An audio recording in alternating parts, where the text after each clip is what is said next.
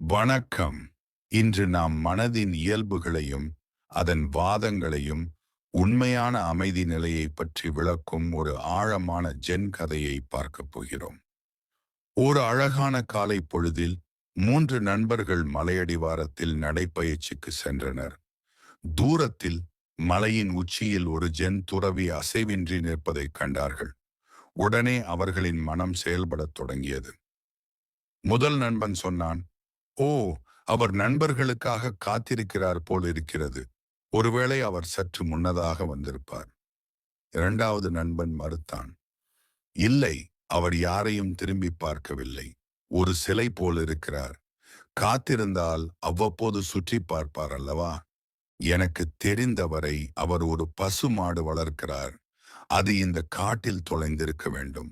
மேலிருந்து தேடுவதற்காக தான் இங்கு வந்திருக்கலாம்." மூன்றாவது நண்பன் சிரித்தவாறு சொன்னான், "பசுவை தேடும் ஒருவரே சுற்றி பார்ப்பாரே, அவர் சுழன்று பார்க்கவில்லை. எனக்கு தோன்றுகிறது அவர் காலை தியானத்தில் ஈடுபட்டிருக்கிறார்." அவர்களின் விவாதம் சூடுபிடித்தது. ஒவ்வொருவரும் தங்கள் யூகம்தான் சரி என நம்பினார்கள். அதனால் தங்களது நடைப்பயிற்சியை மறந்துவிட்டு மலையேறி நேராக அவரிடம் கேட்போம் என்ற முடிவுக்கு வந்தனர். மனதின் ஆர்வத்தை பாருங்கள். அடுத்தவர் என்ன செய்கிறார் என்பதை தெரிந்து கொள்ளும் ஆசை, தன் கருத்துதான் சரி என்பதை நிரூபிக்கும் பேராசை.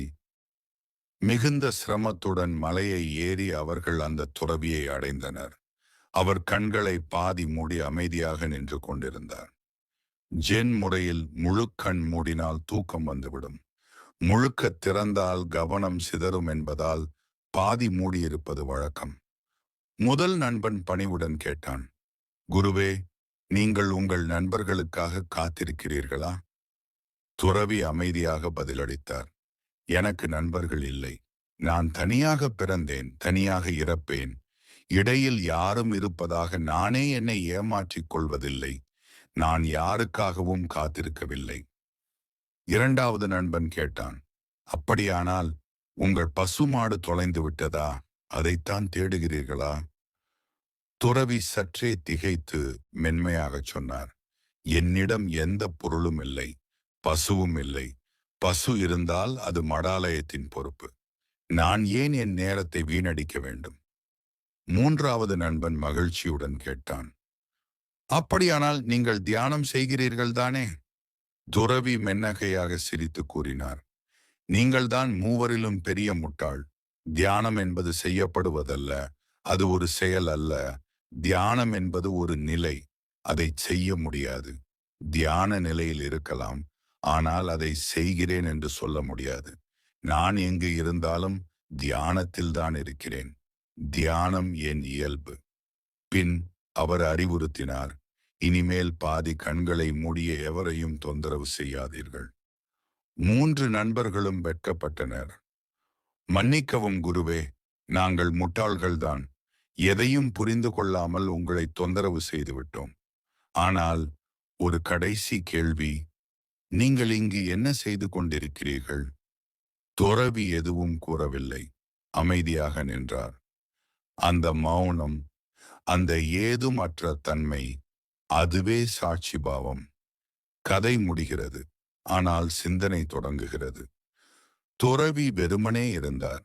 எந்தச் செயலிலும் ஈடுபடாமல், எந்த எண்ணத்திலும் சிக்காமல், தன் உணர்வுகளையும் சுற்றியுள்ள அனைத்தையும் வெறுமனே கவனித்துக் கொண்டிருந்தார்.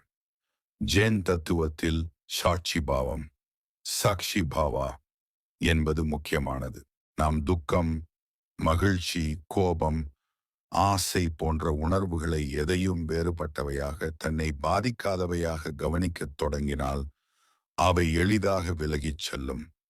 அந்த கவன நிலையே தூய்மையான அமைதி நிலையை உருவாக்குகிறது. புத்த மதத்தில் இதை ஷூன்யதா, ஷுன்யாதா என அழைக்கிறார்கள். அது வெற்றிடம் அல்ல, விழிப்புணர்வின் ஒளியால் நிரம்பிய நிறைவு நிலை.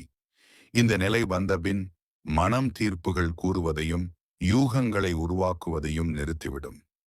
நிகழ்காலம் மட்டுமே இருக்கும். அதுதான் தூய்மையான அனுபவம். அந்த 3 நண்பர்களைப் போல நாமும் மற்றவர்களைப் பற்றி, சூழ்நிலைகளைப் பற்றி யூகித்து தீர்ப்பு கூறி மனதை கிளறிக்கொண்டே இருக்கிறோம்.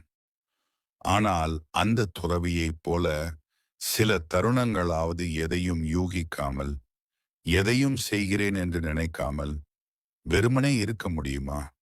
உங்களுள் நடக்கும் செயல்களை, உணர்வுகளை சற்றே தூரத்தில் இருந்து ஒரு சாட்சியாக கவனிக்க முடியுமா? இந்த கேள்வியுடன் இந்த கதையை முடிக்கிறேன்.